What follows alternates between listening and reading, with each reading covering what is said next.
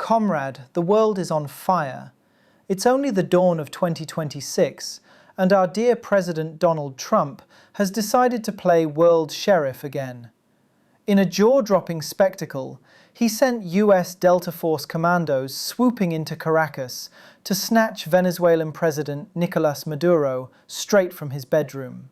No warning, no Congress, no UN approval, just helicopters, assault ships, and a stunned Maduro bundled off to New York in handcuffs.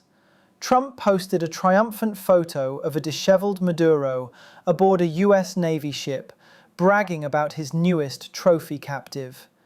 It was an arrest heard all around the world, and Kim Jong-un perhaps had a panic attack. North Korea's reaction? Highest alarm with some bravado.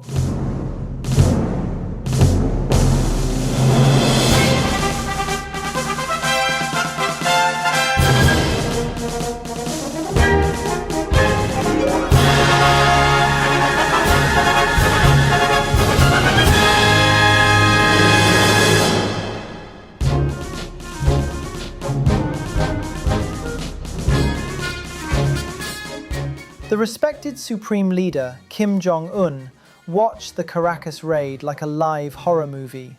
So he immediately grabbed his nuclear security blanket.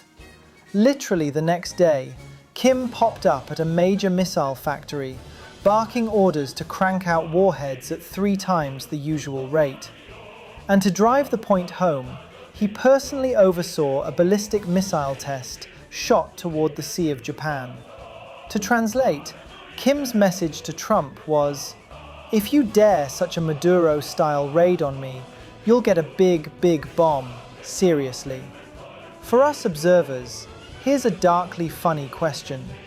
If Sheriff Trump can go catch one bad hombre dictator, why not just arrest Kim Jong-un too? Venezuela sells cocaine, North Korea sells meth. Venezuela has oil, North Korea has coal and rare earth materials. So, why is the North Korean supreme dictator still lounging on his throne, writing love letters to Trump, when lesser despots get the SWAT team treatment? The answer, dear viewer, lies in a unique mixture of selective American boldness, nuclear insurance policies, hard lessons from past regime change experience, and a bizarre bromance between the big orange man and the little rockets man. But before we go, a big thank you to our channel members. Your support helps us craft these strange stories and avoid the channel's financial collapse.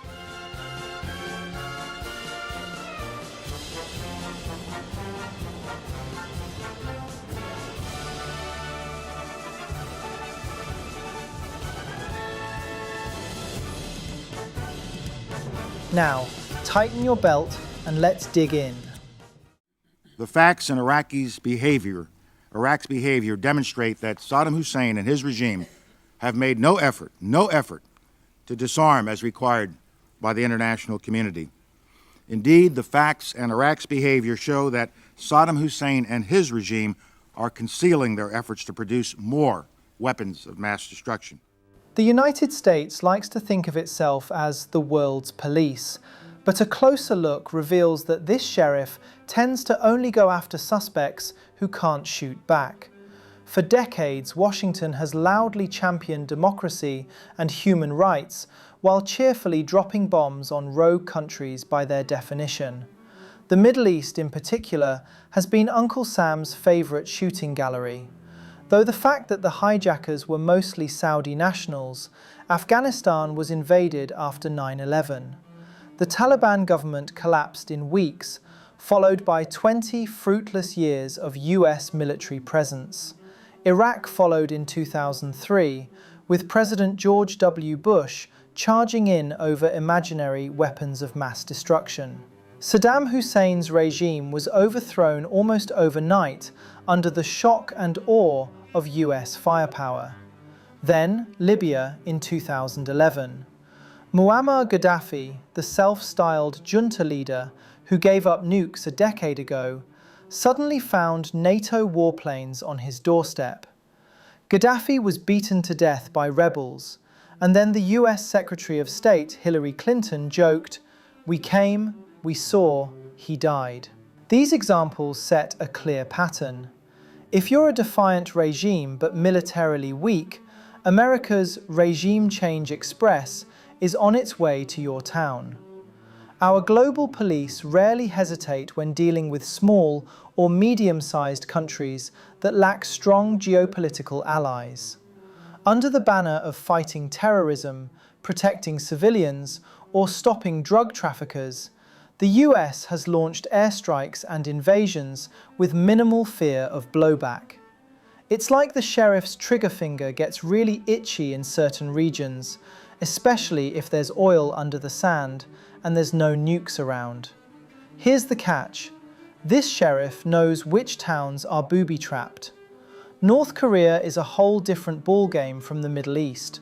Unlike Iraq or Libya, the kingdom rests right next door to China and Russia, two big nuclear bosses you don't want to pick a fight with accidentally.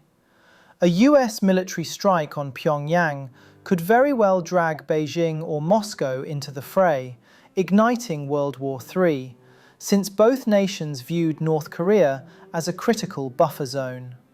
American generals at the Pentagon are hawkish, but not outright suicidal. For regime change operations, you must consider optics and aftermath. Overthrowing an isolated dictator is one thing, dealing with the wreckage is another. The US learned the hard way in Afghanistan and Iraq that removing a regime can lead to endless insurgency and chaos. And it creates refugee crises, like the Syrian one that has plagued Europe for decades.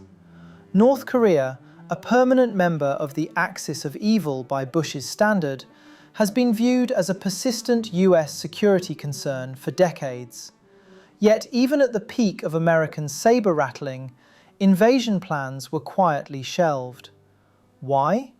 Because, unlike the fractured societies in some Middle Eastern states, North Koreans, as odd as it sounds, are intensely regimented and indoctrinated to resist any foreign invader. Facing 25 million brainwashed individuals who were indoctrinated about American imperialism for decades is not a cheerful prospect. Even if US forces somehow blitzed into Pyongyang, they would likely collide with a fanatical guerrilla war waged by die-hard Kim loyalists. Military analysts have long warned an invasion of North Korea could leave the US bogged down in a nightmare occupation, far worse than anything in the Middle East. Besides, the North Korean refugees would have nowhere to go except flood into China, which will certainly cause chaos and displease Beijing. Yeah, the Chinese calculus needs to change here. The two things that they're most worried about is a collapsed North Korean regime with refugees flowing across, as you mentioned, or a unified Korean peninsula that's friendly to the United States, and then they are faced with U.S. troops on the Yalu River on their border. Then there's the double standard beneath American idealism. Washington's devotion to human rights has a curious habit of evaporating when an authoritarian regime happens to be friendly or strategically useful. Like, Saudi Arabia can dismember dissidents or level cities in Yemen, and it's still business as usual in Washington, because oil flows and arms contracts don't like moral lectures. But regimes that defy the USA and lack powerful patrons are another story. Venezuela under Maduro, for example, was a tempting target. The country sits on the world's largest oil reserves and is economically imploding. Besides, Maduro has no allies willing to intervene militarily. From Washington's vantage point, it wasn't a crisis but a golden opportunity. Trump framed the Maduro snatch as a heroic strike against a narco-dictator, portraying himself as the cowboy cleaning up the Western Hemisphere. Critics elsewhere saw something less cinematic. It's a bald-faced violation of sovereignty and a return to gunboat diplomacy. If even a nation's president isn't safe from abduction, What does sovereignty mean?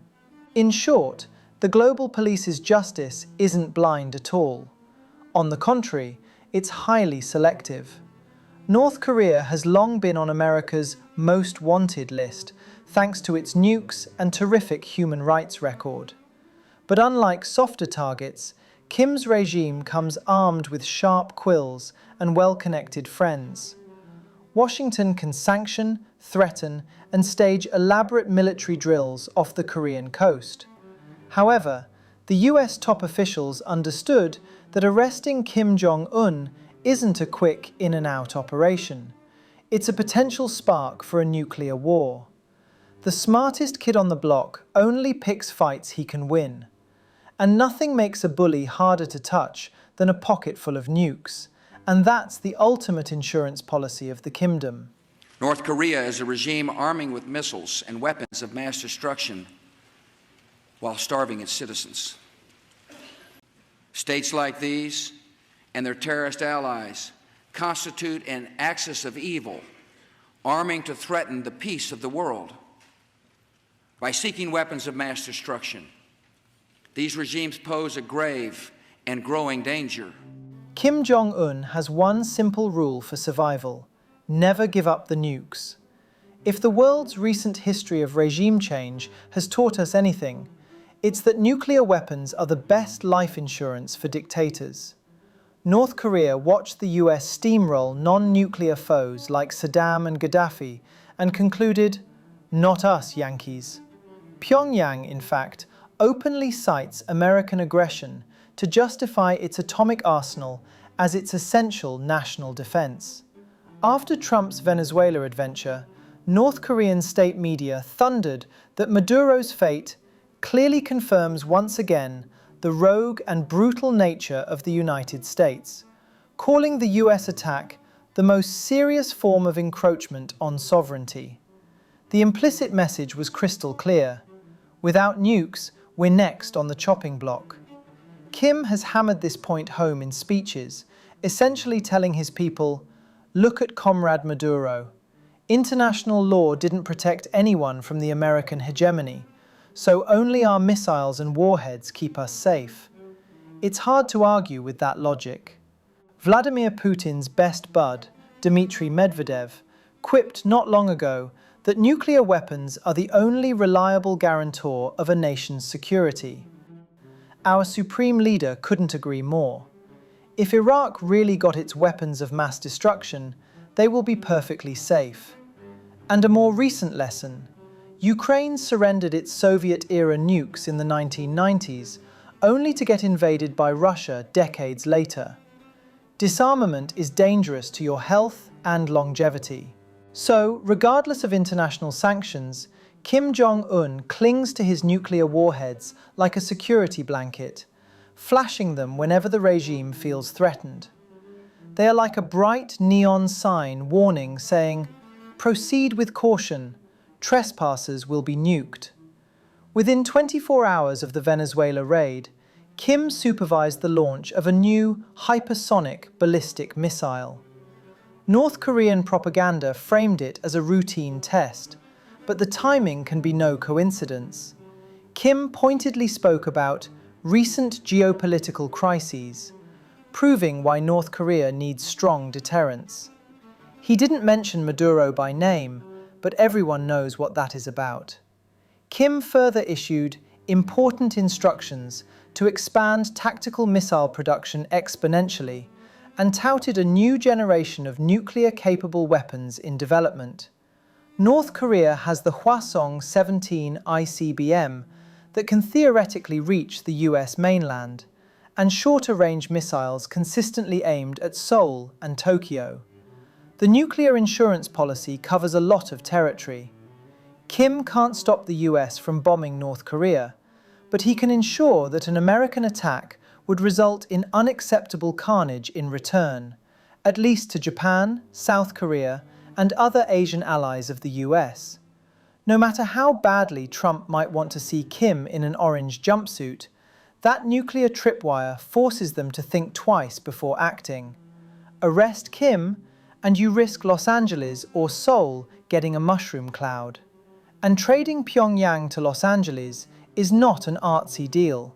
So, North Korea openly celebrates this deadly bargaining chip. State media has called the nuclear arsenal a treasured sword of justice and the ultimate guarantor of the nation's dignity. Pyongyang ensured that, in the first hours of war, its nukes could kill hundreds of thousands of South Koreans and tens of thousands of US troops stationed in Korea and Japan. No American president wants to be responsible for that bloodbath, especially not over a personal quest to arrest a foreign leader. Thus, Kim's life is protected by the threat of millions of others' deaths. And ironically, Trump himself has validated Kim's nuclear insurance policy through his actions. Remember, in 2018, Trump withdrew the US from the Iran nuclear deal, which had been limiting Iran's nuclear capability. It was another lesson for dictators. Even if you make a deal with Washington, a new president can easily rip it apart. Therefore, North Korea must double down on its arsenal and never make a deal with the US. Nuclear weapons, humanity's deadliest inventions, are treated by Kim as his personal get-out-of-regime-change-free card. It's like a morbid insurance commercial. Nukes. Don't get overthrown by a superpower without them. Trump can bomb a Syrian airbase or whack an Iranian general with a drone strike. But hunt down Kim Jong-un? That's a surefire way to trigger possibly the last war mankind ever fought. Good evening. Tonight, I can report to the American people and to the world that the United States has conducted an operation that killed Osama bin Laden, the leader of al-Qaeda, and a terrorist who's responsible for the murder of thousands of innocent men, women, and children. Kim Jong-un is a student of history, at least when it comes to dictators' demises. Nothing concentrates a tyrant's mind like seeing other tyrants get toppled. The late dear leader Kim Jong-il reportedly watched footage of Saddam's statue toppling in Baghdad in 2003 on repeat, like a horror film marathon.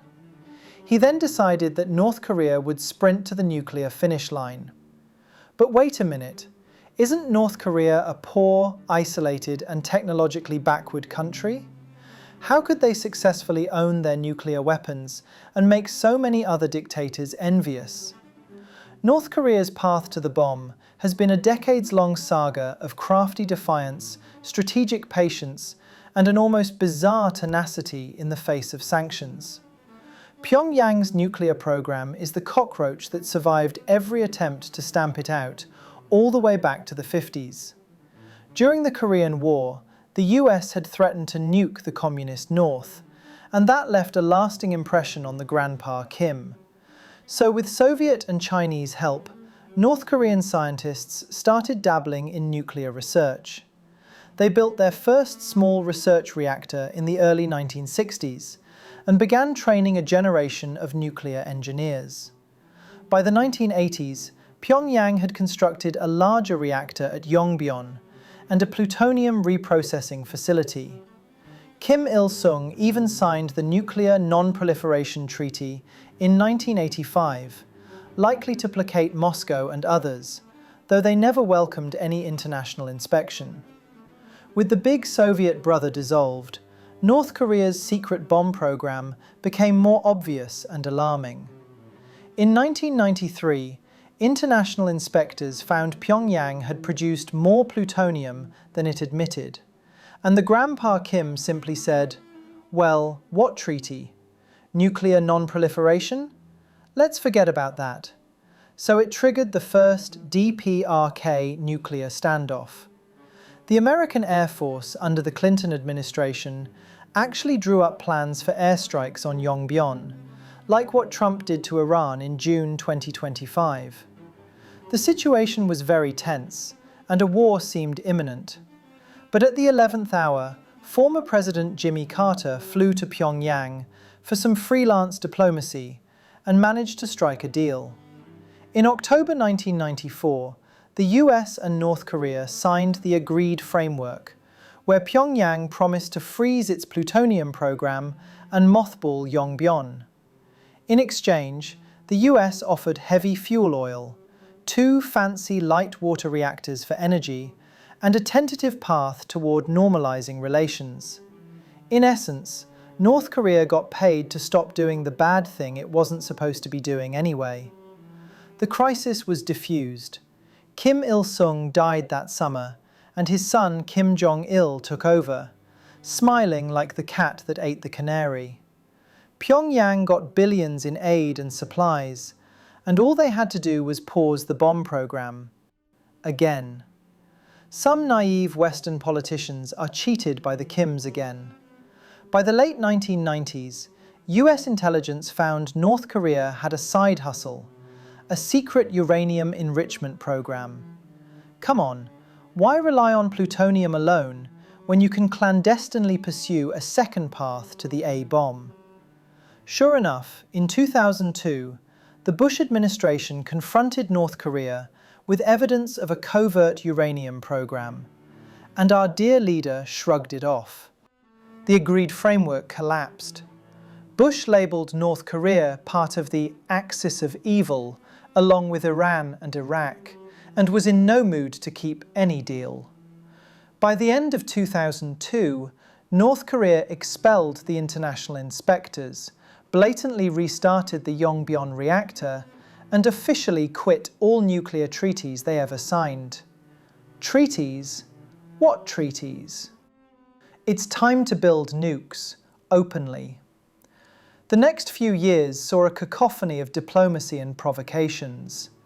There were 6-party talks that produced some joint statements, but also a lot more frustration.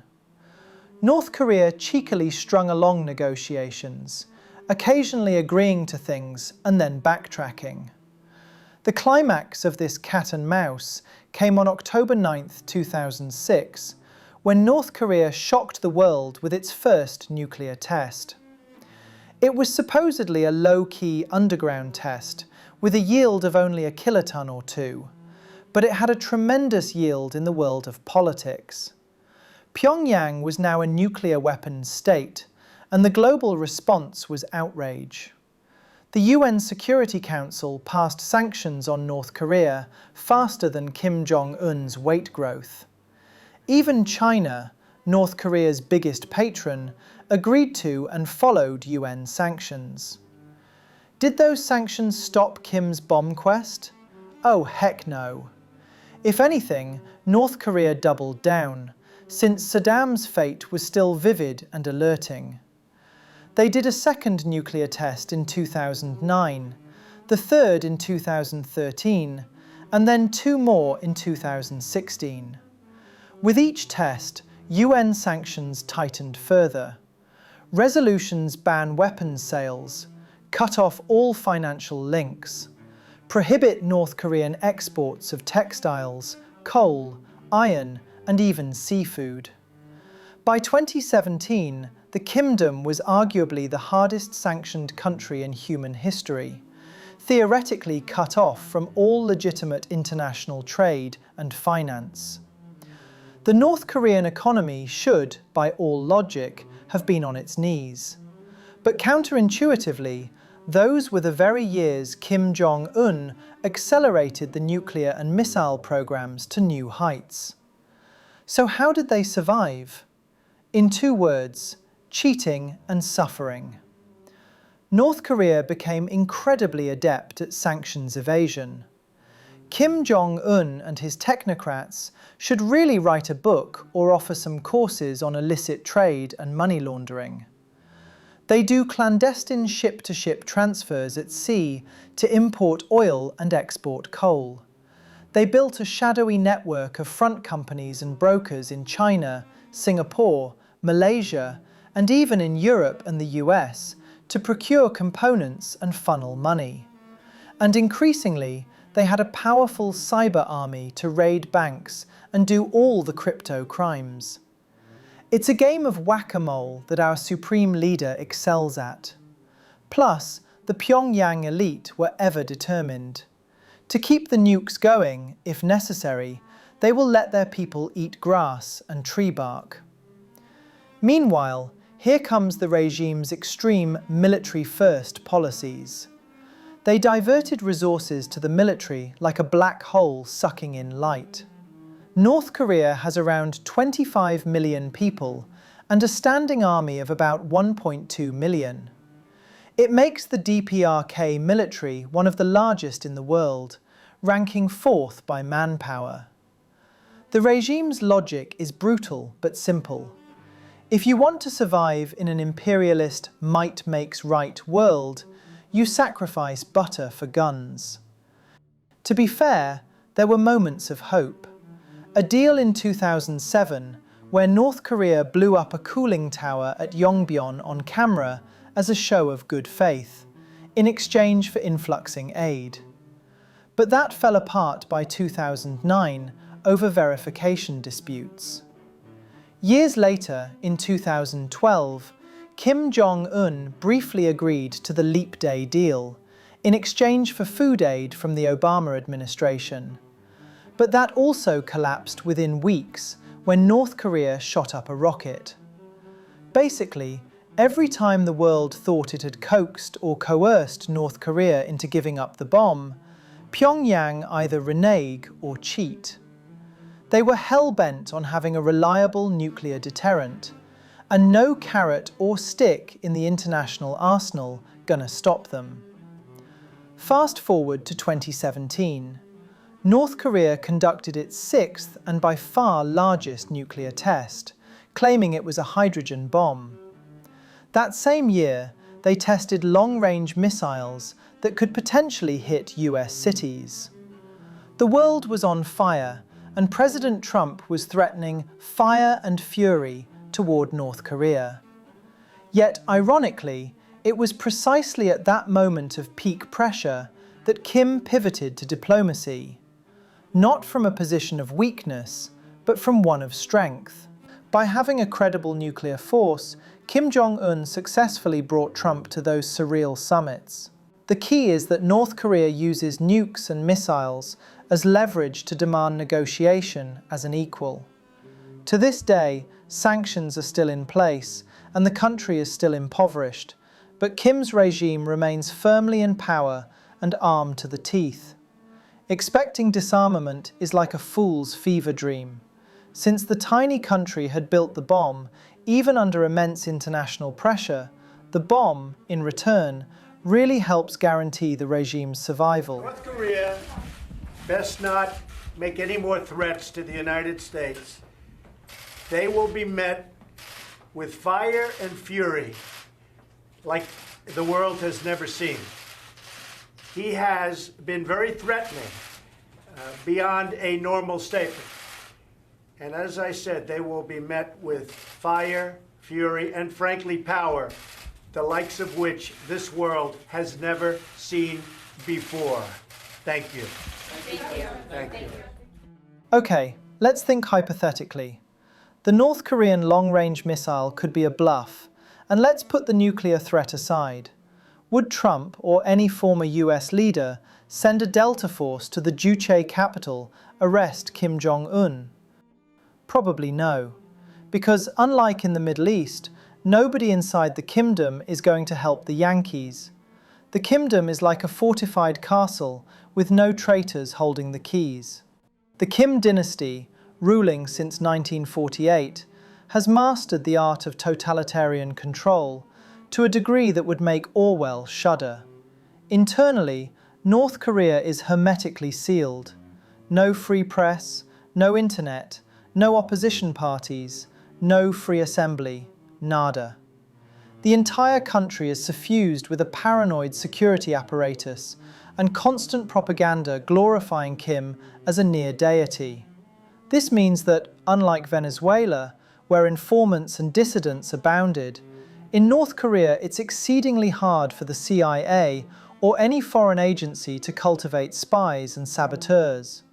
Information lockdown is near absolute.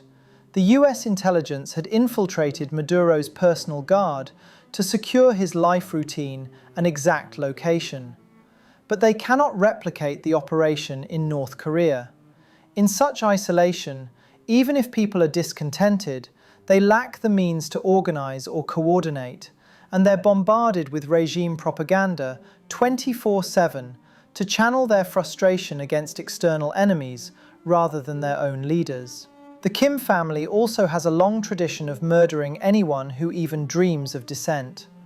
Going back to Kim Il-sung, there were periodic purges to eliminate factionalists, suspected rebels, or insufficiently enthusiastic cadres. Our dear leader Kim Jong-il continued the purges and rigorously trained Kim Jong-un in this art form. The young dictator infamously had his own uncle, Jang Song-taek, executed in 2013 for allegedly plotting against him. In Pyongyang's halls of power, everyone knows the rule: absolute loyalty or your dog food. The result is a governing elite terrified into compliance and no credible rival centers of power. Unlike in some regimes where the military might challenge the leader, North Korea's military is thoroughly under Kim's thumb, led by officers whose fortunes depend entirely on him. In short, nobody around Kim will ever snitch. Kim's iron grip extends to every level of society. There's the Songbun caste system, which classifies citizens by loyalty. State security agents monitor the populace relentlessly, encouraging neighbors to inform on each other. This creates an environment where fear stifles any hint of rebellion.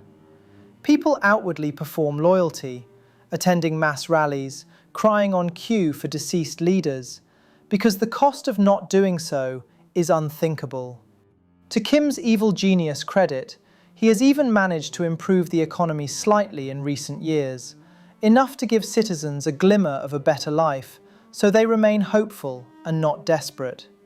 North Korea showcases new apartments, new hospitals, even a fancy coastal tourist zone, all to project an image that the leader is taking care of us, keeping the population indoctrinated and just content enough to prevent not just any uprising, but any subversive foreign influence. There are no bread riots in Pyongyang, nothing like what we saw in Iran and Libya. Thus, Trump cannot count on any internal rebel force to distract Kim, and Uncle Sam couldn't count on any military coup d'etat. The Korean People's Army is not just a military force, it's Kim's personal cult in uniform. Soldiers are fed a steady diet of propaganda about American devils and the sacred Kim family. Political commissars embedded in units ensure ideological purity. In the Kimdom, every able-bodied man serves 10 to 13 years, sometimes for Kim worship and sometimes for a full belly. Military service is basically a second religion. And unlike some poorly motivated armies, the KPA has been conditioned to fight ferociously. North Korean troops eat propaganda for breakfast. The regime even runs special military art troupes that perform songs and dances at bases to keep troops' spirits ablaze with loyalty. They belt out tunes with titles like "Our Guns Are the Best" and "Under the Banner of the Supreme Commander, We Win," whipping soldiers into patriotic fervor. It's cartoonish, but it works quite well. The average North Korean soldier is far more ideologically hardened than, say, the average Iraqi conscript was. That means if America tried to drop in and nab Kim, his Praetorian Guards would not surrender or help the US intel, but literally fight to the death. Speaking of Praetorian Guards, Kim takes his personal security extremely seriously. He likely has hundreds of bodyguards from an elite unit that's fanatically loyal, often handpicked from families with generations of loyalty. After watching Maduro rely on a squad of 30 Cuban guards and get captured, one must wonder, what if Maduro got 30 North Korean black-suited guards? Security experts believe Kim rotates his security details and never fully trusts any one group. He travels in an armored train because he doesn't trust aeroplanes, which are too easy to target.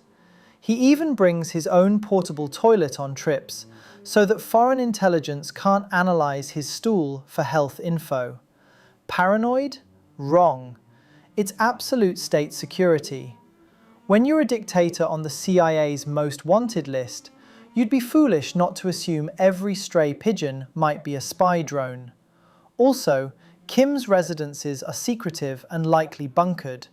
The US might not even be 100% sure which residence he's in at a given time, and decapitation strike plans can't work if you don't know which head to aim at. During the 2017 crisis, it was reported that the US had special forces training for a mission to find and neutralize Kim before he pressed his nuclear button. But given North Korea's opacity, that's easier said than done. Kim never sleeps in a predictable place. He has numerous palaces and hideouts. The chances of catching him unaware, as Maduro was caught, are extremely slim. And even if you did know, he's likely surrounded by layers of armed protection. Remember, the Venezuelan raid succeeded partly because traitors leaked Maduro's whereabouts, and his inner sanctum had been compromised. In North Korea, finding an insider to betray Kim is next to impossible. Everyone close to him is under surveillance and has no escape if caught. For a North Korean officer to collude with the US would mean not only his death, but his entire family sent to camps or worse. That's quite a deterrent against treason. Besides, the tight control of narrative creates an aura of invincibility around Kim. North Koreans are taught that America is a paper tiger, beaten once by the great leader and kept at bay by the Kim's genius. The thought that US forces could decapitate their leadership in a flash is not allowed to take root. Thus, no panic, no wavering loyalty among the ranks. All these factors, purges, propaganda, surveillance, loyalty conditioning, and secrecy, add up to a regime that is rock solid against internal collapse or military takeover. Kim's iron grip means Trump cannot count on any easy in, easy out regime change scenario. There will be no rebel army greeting US liberators with flowers in Pyongyang. More likely, an assassination or arrest team sent after Kim would walk into an ambush or trigger all-out war. Trump's own national security officials in 2017 reportedly examined the bloody nose limited strike option on North Korea and concluded it was too risky. Thus, North Korea's internal strategy isn't just tyranny for tyranny's sake. It's consciously aimed at preventing exactly the scenario Trump pulled off in Venezuela. Kim's head is not low-hanging fruit. It's more like a cactus wrapped in barbed wire under an electric fence. The year was 2017, and Donald Trump and Kim Jong-un were trading insults like schoolyard bullies with nuclear weapons. Trump famously warned North Korea would be met with fire and fury like the world has never seen, and gave our supreme leader a prestigious title, Little Rocket Man, mocking his missile obsession. Meanwhile, Kim retorted by calling Trump a mentally deranged US dotard in his own fiery style. The world nervously watched as these two large egos lobbed verbal missiles at each other. For a moment, it genuinely seemed like a miscalculation could spark war. North Korea tested its first true ICBM and even a hydrogen bomb, and then Trump mused about raining destruction on the North. It was the time when late-night comedians joked about nuclear annihilation being in the hands of two madmen with weird hair. Then, in a plot twist no one saw coming, Act 2 of the Trump-Kim saga turned into a bizarre diplomatic bromance. In 2018, following some South Korean mediation, Trump agreed to meet Kim Jong-un face-to-face, the first ever meeting between a sitting US president and a North Korean leader. They chose the ultra-glitzy setting of Singapore in June 2018. Suddenly, The little rocket man and the dotard were shaking hands, smiling, and patting each other on the back in front of hundreds of cameras. Trump, ever the showman, declared the summit a great success. He even proclaimed on Twitter that North Korea was no longer a nuclear threat, which was, let's say, a very premature statement. But more surreal was the warm personal tone that emerged. Trump began praising Kim lavishly, calling him very talented, and admiring how firmly Kim ruled at such a young age. In the following months, the two exchanged love letters, flowery, over-the-top missives in which Kim flattered Trump and Trump responded in kind. At a rally later in 2018, Trump gushed to his crowd about Kim. And then we fell in love, okay? No, really. He wrote me beautiful letters, and they're great letters. We fell in love. But you know what? Now they'll say, Donald Trump said they fell in love. How horrible. How horrible is that? Yes, the President of the United States openly said he fell in love with the North Korean dictator, whom a year earlier he'd threatened with nuclear annihilation. You can't make this stuff up. What caused this whiplash-inducing change? Part of it was Trump's own ego and deal-maker self-image. He fancied himself uniquely capable of solving the North Korea problem through personal charm. And indeed, Kim played him like a fiddle. Kim knows how to handle egos. After all, he deals with his own.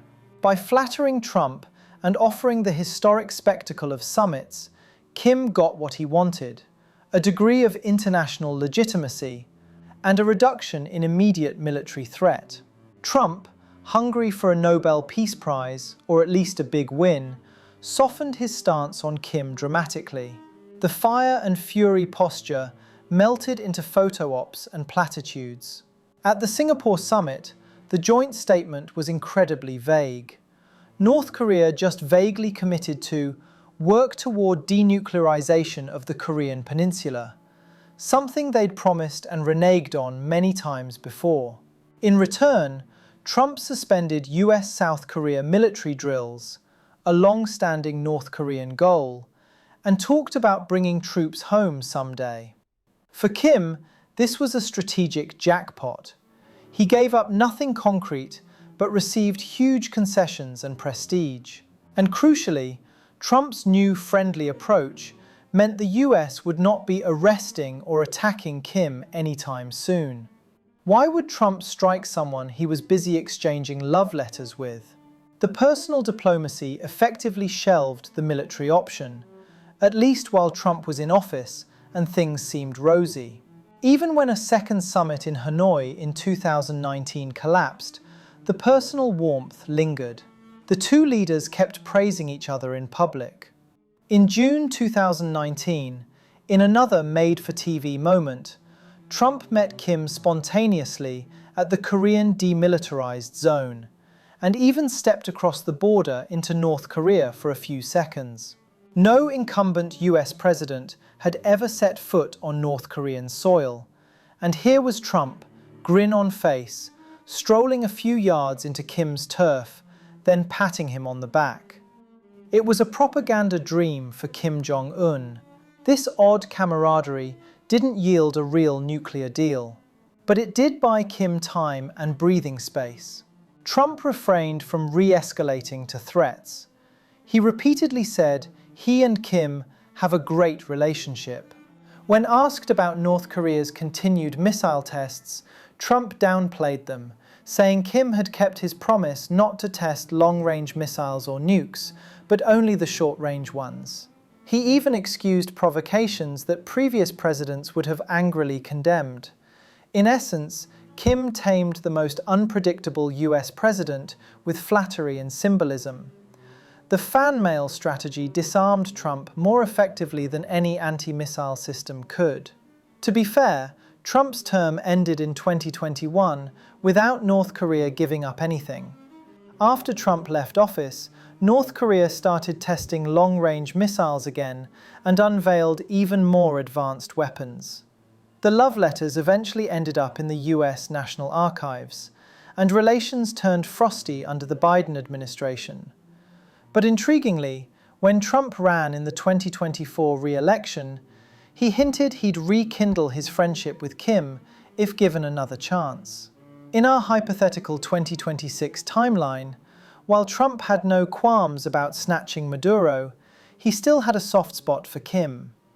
Perhaps part of Trump still hoped to strike the biggest deal of all with his old pen pal, getting Kim to denuke and win that elusive Nobel Prize. Or perhaps, deep down, Trump just liked Kim's style. Kim Jong-un is the head of a country, and his people sit up in attention. President Trump must want his people to do the same. On some level, he empathizes with Kim more than with, say, socialist Maduro. Therefore, we can safely say that Trump doesn't want to arrest Kim Jong-un because he was too busy daydreaming about their bromance. Kim mastered both hard power deterrence and personal charm offensive, a deadly and effective combo to keep Trump at bay.